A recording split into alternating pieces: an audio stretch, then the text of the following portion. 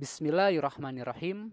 Asyhadu an la ilaha illallah wa asyhadu anna Muhammadar Rasulullah. Allahu ghayatuna wal ikhlasu mabda'una wal islahu sabiluna wal mahabbatu syi'aruna. Nu'ahidullaha ala sidqi wal ikhlasi wal yaqini wa talabi ridallahi fil amali baina ibadihi bitawakkulli alaih. Bismillahirrahmanirrahim. Bismillahi wala hawla wala quwwata illa billahil aliyyil azim. Alhamdulillahirabbil alamin. Pada kesempatan ini kita bisa bertemu lagi di pelajaran sejarah kebudayaan Islam. Pada pertemuan ini kita akan membahas tentang sebab-sebab terjadinya Fatu Mekah. Ya, sebelum kita membahas kepada materi secara langsung, kita akan bahas dulu. Ya, yang pertama adalah kompetensi inti dari pelajaran ini adalah menghayati dan mengamalkan ajaran agama yang dianutnya. Kemudian untuk KI2-nya menunjukkan perilaku jujur, disiplin, bertanggung jawab, peduli, gotong royong, kerjasama, toleran, santun, responsif, dan proaktif sebagai bagian dari solusi atas berbagai permasalahan dalam berinteraksi secara efektif dengan lingkungan sosial dan alam serta menempatkan diri sebagai cerminan bangsa dalam pergaulan dunia. KI 3.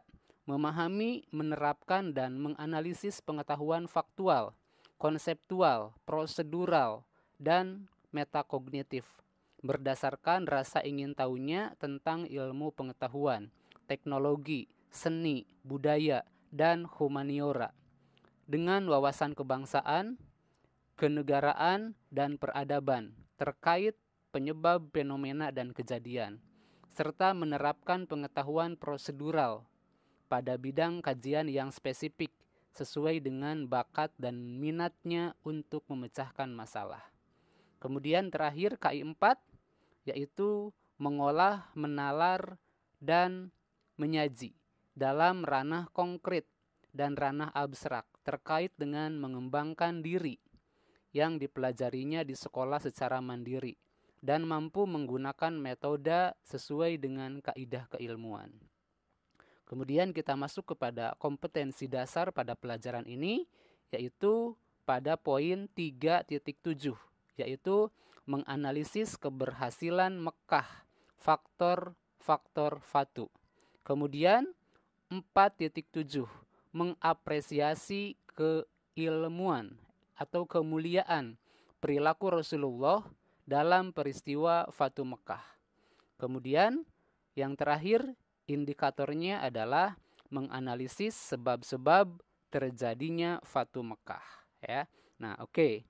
Kita akan mulai membahas ya tentang materi sebab-sebab terjadinya Fatu Mekah ya. Nah, tidak lama setelah perjanjian Hudaibiyah, suku Bani Bakar menyatakan diri kesetiaannya kepada kafir Quraisy dan suku Khuza'ah menyatakan diri bergabung dengan kaum muslimin di Madinah. 2 tahun setelah itu, suku Bani Bakar dibantu kafir Quraisy melakukan serangan dan pembantaian pada suku Khuza'ah. Peristiwa ini jelas menodai perjanjian yang telah disepakati bersama. Untuk itu, sekitar 40 orang perwakilan suku Khuza'ah mengadukan peristiwa tersebut kepada Rasulullah dan meminta bantuan pasukan untuk menyerang Bani Bakar. Tetapi permohonan ini tidak begitu saja disetujui oleh Rasulullah dan meminta mereka menunggu saat yang tepat untuk menyelesaikan persoalan tersebut. Selang beberapa waktu, Rasulullah mengirimkan utusan kepada kaum kafir Quraisy dengan membawa misi perdamaian dan mengajukan beberapa usulan. Dan usulannya itu adalah yang pertama, orang Quraisy harus menghentikan persekutuan dengan Bani Bakar. Atau yang kedua, orang Quraisy harus mengganti kerugian atas jatuhnya korban dari suku Khuza'ah. Kemudian yang ketiga, orang Quraisy harus menyatakan pembatalan terhadap perjanjian Hudaibiyah. Nah, kemudian dari ketiga usulan Rasulullah tersebut, kafir Quraisy memilih alternatif ketiga, yaitu menyetujui pembatalan perjanjian Hudaibiyah. Kenyataan ini membuat tidak ada pilihan lain lagi bagi Rasulullah selain mempersiapkan pasukan untuk melawan kafir Quraisy. Untuk itu, Rasulullah Shallallahu Alaihi Wasallam menyiapkan pasukan paling besar sepanjang sejarah. Melihat keseriusan Rasulullah dengan kesiapan pasukannya, Abu Sufyan merasa menyesal dengan menyepakati pembatalan perjanjian Hudaibiyah. Dalam waktu yang sangat singkat, Rasulullah Shallallahu Alaihi Wasallam berhasil mengumpulkan 10.000 pasukan yang siap bergerak menuju Mekah. Rasulullah Shallallahu Alaihi Wasallam merahasiakan semua rencana tersebut, tetapi berhasil diketahui oleh kaum kafir Quraisy di Mekah. Berita itu tersebar ketika salah seorang muhajirin bernama Hatib mengirimkan kabar kepada keluarganya yang berada di Mekah melalui surat yang dibawa oleh seorang budak bernama Sarah.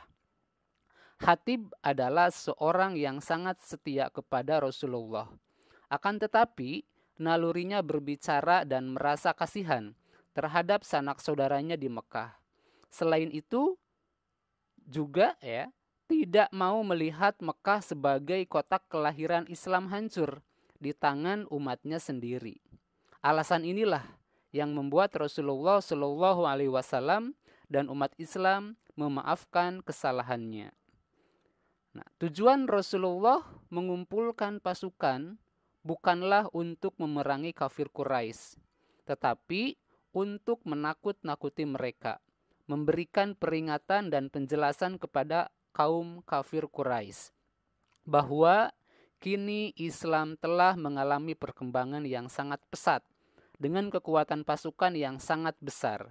Kedatangan kaum muslimin ke Mekah membawa misi Islam yang sebenarnya. Rasulullah Shallallahu Alaihi Wasallam membagi pasukannya menjadi 4 bagian: utara, selatan, barat, dan timur.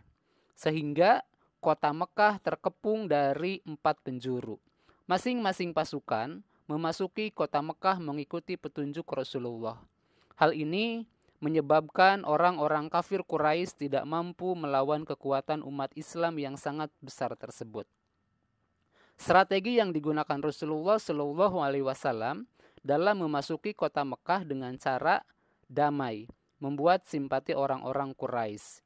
Apalagi selama dalam perjalanan pasukan kaum muslimin selalu mengumandangkan takbir dan tahmid yang membuat gentar seluruh penduduk Mekah. Nah, inilah sebab-sebab terjadinya Fatu Mekah. Jadi di sini ada ada pembatalan perjanjian sehingga terjadi Fatu Mekah ini.